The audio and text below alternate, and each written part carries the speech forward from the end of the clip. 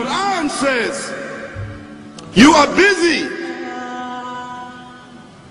piling up, calculating, developing your careers, your money, your occupation, your wealth, until you visit the graves. Think about it. When was the last time that you went to a funeral?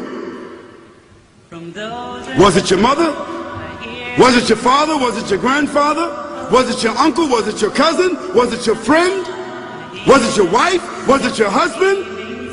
The last time that you visited the grave, when you went to a funeral and you saw that person whom you loved that was laughing, crying, live, boasting, wealthy, educated, denying, arrogant, whatever they were. What was the demeanor of the people when you walked in that funeral home? When that person was stretched out in their last suit? What was the demeanor? Were the people cracking jokes? Were they dancing? Were they clapping and singing songs? No. Silence. Melancholy. Trauma. Why? Because every person that walked in that room, seeing that person stretched out, the first thing they thought about was not the person. The first thing they thought about was that one day this will be me.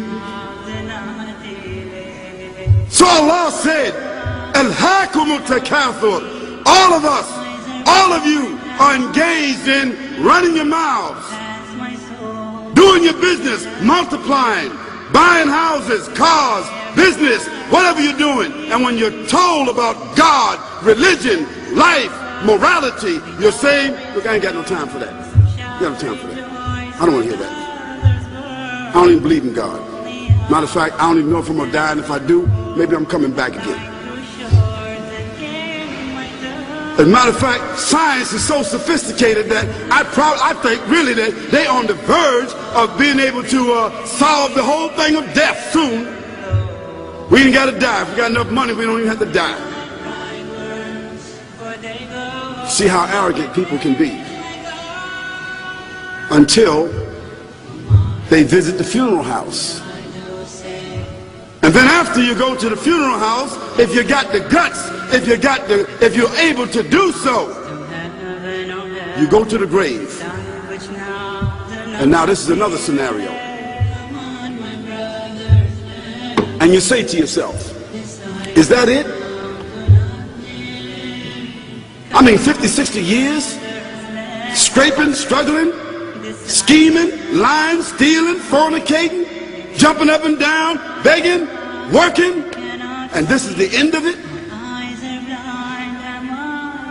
I mean, is this what's going to happen to me? Are they going to be dropping me into a hole in the ground? A hole in the ground, the same hole that a cat digs after it defecates. Just a little deeper.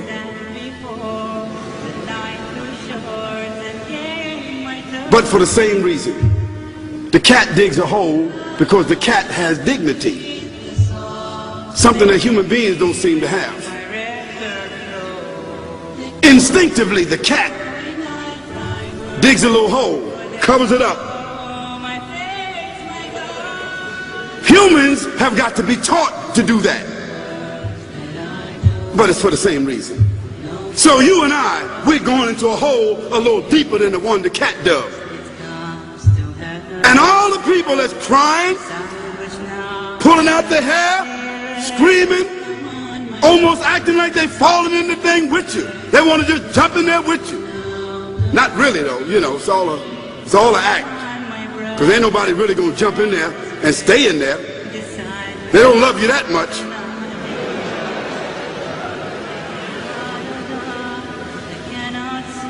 And then after all the shoveling get done, and they fill it up, and the box, you can't even see the box no more, the coffin that cost $5,000. I don't know what did they burn somebody a $5,000 coffin for? I mean, if I was a funeral director, after they left, I would dig them back up and put them in another box and take that box back.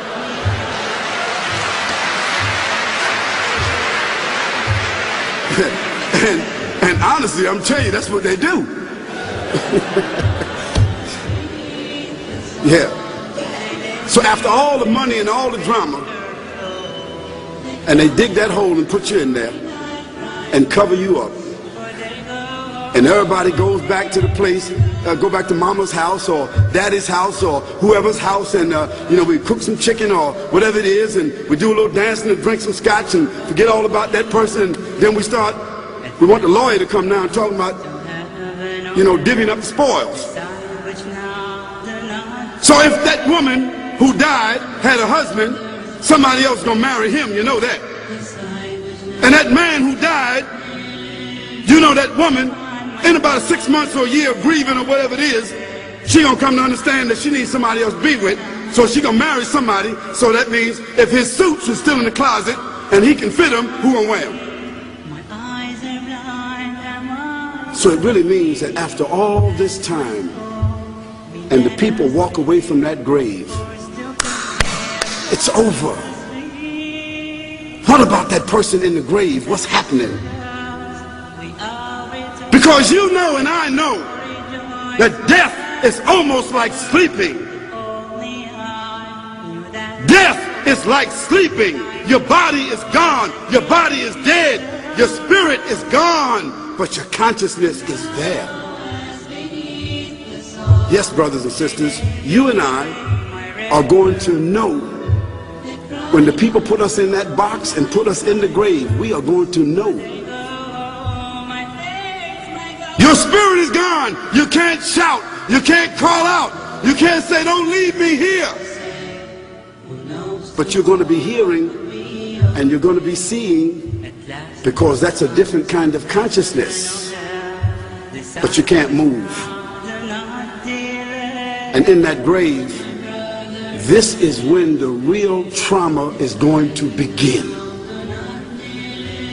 Because there's a reason for humans to go inside the grave. If the Creator wanted to, He could have caused us to live and then disappear into the atmosphere. But He didn't. He caused us to go into another womb called the tomb. You started out in the womb of your mother, and you wind up in the womb of the earth called the tomb. From the womb to the tomb. This is the whole trip.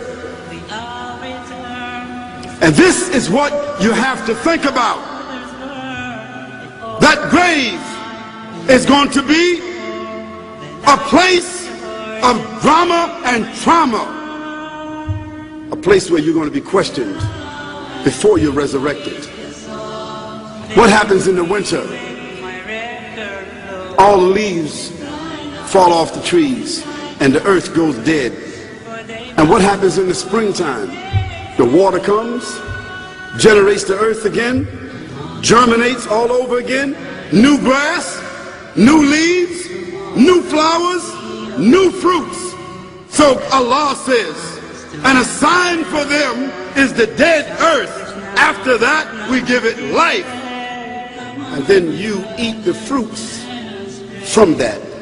So Allah says, the one who gave you life in the beginning, is He not able to give you life all over again in order to judge you? Yes, certainly. You may want to deny it because you don't want to be judged. But you will be judged.